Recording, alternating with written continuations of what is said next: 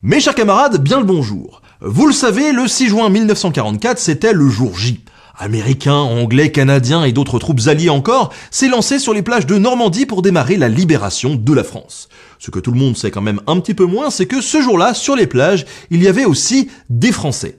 Et pas n'importe lesquels, des commandos. Mais qui sont ces Français et comment sont-ils parvenus à débarquer dès le jour J, là où la 2e division blindée de Leclerc, qu'on a déjà abordée dans un autre épisode, devra elle attendre le mois d'août pour mettre le pied en France? Eh bien, laissez-moi vous raconter leur histoire, qui commence avec un homme, Philippe Kieffer. Philippe Kieffer a débuté sa vie loin de la France et de la guerre. Né en 1899 à Haïti, en raison de son éloignement, il n'a pas été mobilisé durant la Première Guerre mondiale et s'est lancé dans une carrière d'employé de banque qui lui réussit toujours dans la lointaine Haïti.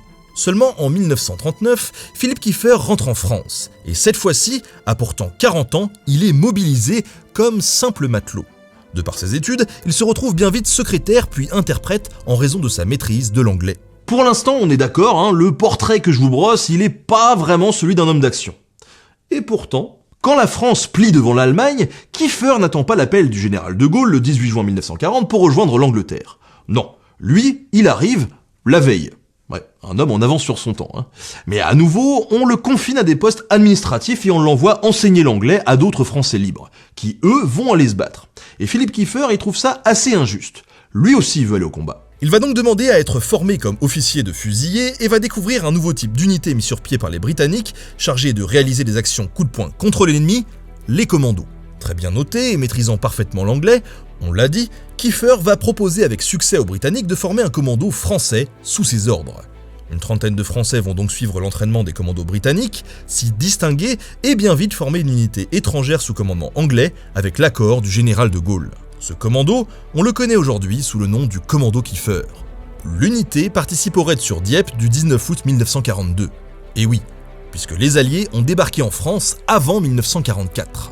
Sans succès malheureusement. Mais les Britanniques ont pu voir les hommes de Kieffer au travail sous le feu et ont été plutôt impressionnés. Ce pourquoi le commando va remettre les pieds en France plus d'une fois, et ce bien avant le débarquement. Car qui est mieux placé que les Français pour lancer des opérations de reconnaissance en France? Durant toute l'année 1943, le commando va ainsi participer à de nombreuses actions, qui coûtent souvent la vie à plusieurs de ses hommes. Et oui, opérer au beau milieu des lignes ennemies, c'est risqué. En 1944, la maîtrise du sol français des commandos devient même un problème. Car pour préparer le débarquement, des photos et plans d'objectifs sont distribués à la troupe sans que l'on ne dise où ces objectifs se situent. Le plan du débarquement en Normandie ne doit surtout pas s'ébruiter.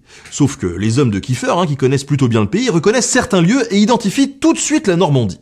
Les Anglais les forcent donc à rester dans leur camp, de peur qu'ils ne parlent de leurs trouvailles. Mais le 6 juin 1944, aux premières heures du jour, 2 barges de débarquement s'ouvrent et libèrent Philippe Kieffer et 176 commandos. Ce sont les premiers à débarquer sur la plage de Sword Beach, les Britanniques ayant accepté qu'ils foulent le sol de leur pays avant les autres. Le commando va s'emparer de plusieurs positions allemandes, dont le célèbre casino de Ouistreham, transformé en point retranché par les Allemands. Cette bataille, particulièrement difficile, est cependant remportée et restera dans les esprits puisqu'elle est rejouée dans le célèbre film Le Jour le plus long, où figure comme conseiller historique, aux côtés de l'ancien président américain Eisenhower, un certain Philippe Kieffer. Lui a été blessé 2 fois durant ce combat mais a refusé d'être évacué. Alexandre Lofi, l'un de ses officiers, va prendre le commandement qu'il va mener des jours durant. Et ce, malgré les pertes, car au soir du jour J, le commando Kieffer avait perdu près d'un quart de ses effectifs, morts ou blessés.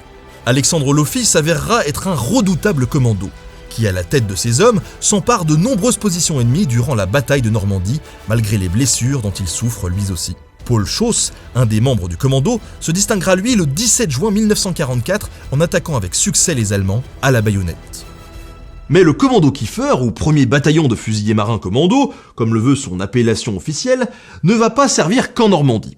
Ils vont traverser la France et plus encore, car si Kieffer en personne fait partie des premiers Français libres à entrer dans Paris, où il fera défiler son unité, la guerre ne s'arrête pas en France. Le commando Kieffer va ainsi connaître de violents combats en Hollande, où il est envoyé prendre le contrôle d'îles, mais aussi réaliser des reconnaissances nocturnes au sein des lignes ennemies. Et comme je vous l'ai déjà dit, ça n'est pas vraiment une partie de plaisir. Et pourtant, le 1er novembre 1944, face à des Allemands supérieurs en nombre, les commandos d'Alexandre Lofi vont s'emparer d'une position clé de l'ennemi lors de la bataille de l'Escaut, capturant une centaine d'Allemands dont le commandant sur place, et ouvrant ainsi la route aux renforts alliés. Le commando Kiefer poursuivra ainsi la guerre de coup d'éclat en coup d'éclat jusqu'à l'occupation de l'Allemagne. Philippe Kiefer est décédé le 20 novembre 1962, bien après la guerre. Quant à son commando, il a donné des héritiers dont vous connaissez les noms. Les commandos Marine, qui comportent par exemple le commando Treppel, ainsi que le commando Hubert, dont le nom est apparu l'an dernier dans l'actualité suite à la libération d'otages en Afrique. Pourquoi ces noms ? Eh bien parce que les commandos perpétuent la tradition du commando Kiefer, et portent chacun le nom d'un de ses membres tombés au combat. Comme Charles Treppel, l'un des fondateurs du commando mort lors d'un raid en février 1944, et Augustin Hubert, tué lors des combats du jour J. Enfin, depuis 2008, l'un des commandos marines porte le nom officiel de commando Kiefer, en hommage aux fondateurs de leur unité. Vous pouvez d'ailleurs retrouver une vitrine dédiée à leur unité au musée de l'Ordre de la Libération, grâce à qui cette vidéo et tous les épisodes de cette série consacrés aux combattants de la France libre et aux résistants ont pu être réalisés. Merci à eux de m'avoir accueilli dans leur musée et de m'avoir mis à disposition leurs collections, leurs sources et leurs archives pour travailler dans de bonnes conditions. Je vous mets plus d'infos à leur sujet dans la description. Et si jamais vous voulez voir le commando Kiefer à l'action, vous pouvez toujours aller voir le film Le jour le plus long où Kiefer en personne s'estimait très satisfait de la prestation donnée par l'acteur qui joue son rôle. Je pense qu'on peut lui faire confiance. N'hésitez pas à partager, à liker, à commenter, on compte vraiment sur votre soutien. On se retrouve très bientôt pour de nouvelles vidéos. Salut!